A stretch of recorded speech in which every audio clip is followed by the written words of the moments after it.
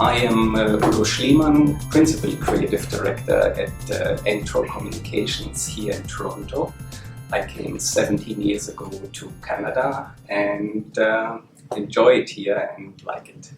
I designed many logos in my 35 years career, so the process or the going about it is not different than with any other process. You always try to give your best and come up with a great solution. But the gesture of being asked by the director of the Goethe-Institut and to be trusted to be part of that competition was unique and was very special. And at the end, to win that competition, of course, is the icing of the cake. This logo here that you see in the back has a spiral form because the intention for this event is immigration and innovation. Plus it's Canada and Germany, so it's a complex situation you have to deal with and to bring it to that single form. And the spiral has both, has movement, has progress, has change, so that relates to immigration, that relates to innovation. So it's like one hand scientific, but it's also about movement in and out. And so it's a very fitting element, a spiral for progress and for change. And in the space in the middle, I put the maple leaf symbol, as it is the center of all that attention.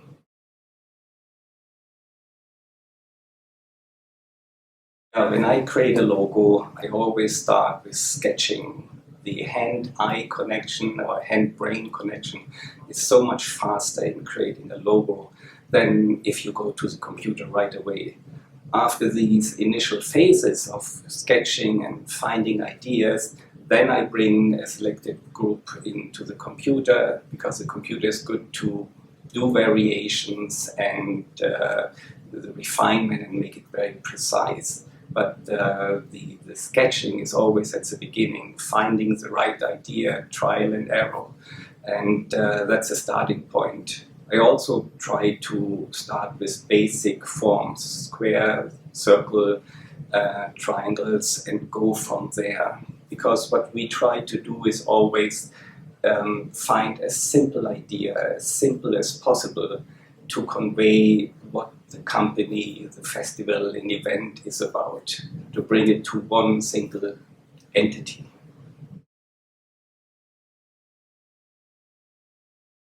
Inspiration can come from everywhere. You know, it's traveling, is seeing the world, wondering about the world, being curious about the world. So it can be anything, can be dancing, for example. And you have to be open to that, and you have to load into your virtual backpack all these impressions. But then you also need downtime to let these inspirations or these impressions that you have come to the surface again and come in the right moment, and you combine them with different ideas. So if you're always on, like on your handy, you never have the ability to let all that rest and come to the top again. For example, when I sketch logos, I often do it in the subway. Because in the subway is this semi-private space. Marc Auger, a philosopher, called it the non-spaces. So you are around with people, but nobody interacts with you. So, and then it's the rhythm, the steady rhythm of the train, and that lets these things come up to the surface. It's very interesting. So best sketches are in the subway, actually.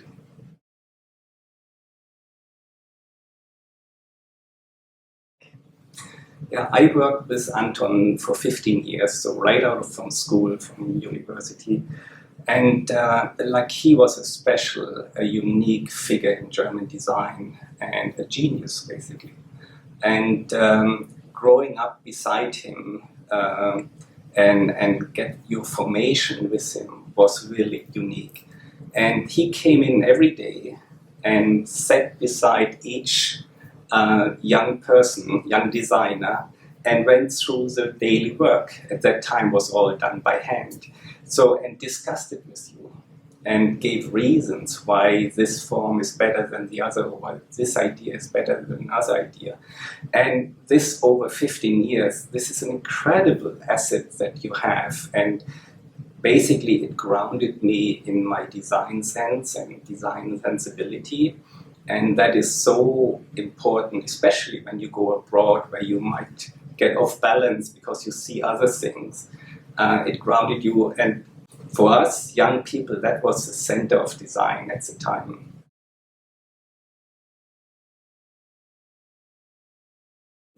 Each country has its own unique design sensibility, the culture that is unique to a country, expressed in the arts, in architecture, and in design, for example.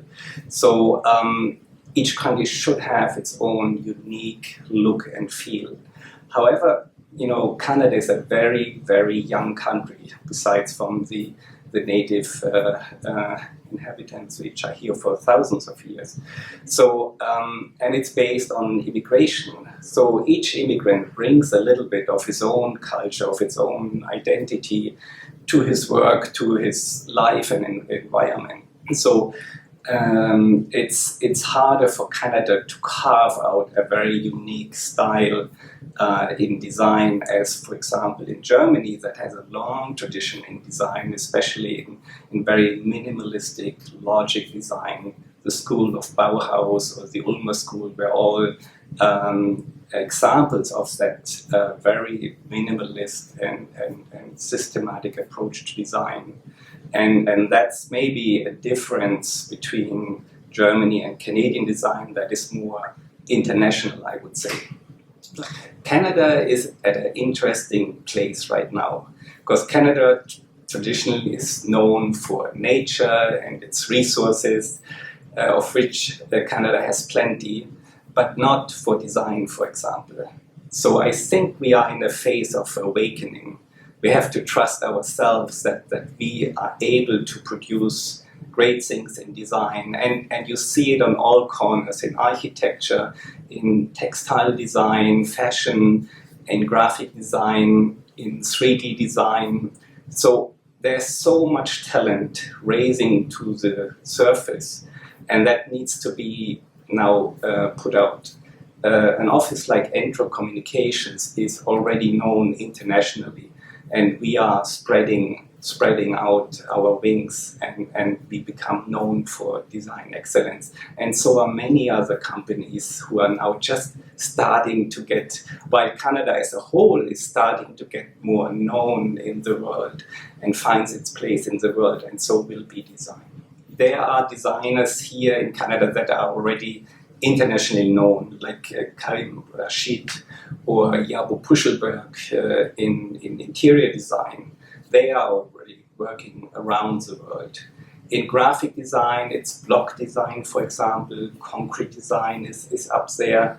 So there are a couple of companies who are really going after international clients and businesses, and are really on par with the competition. For me, again, it's a wonderful opportunity and an honor to work on this design and to work for a German cultural institution as Germany. It's really a pleasure.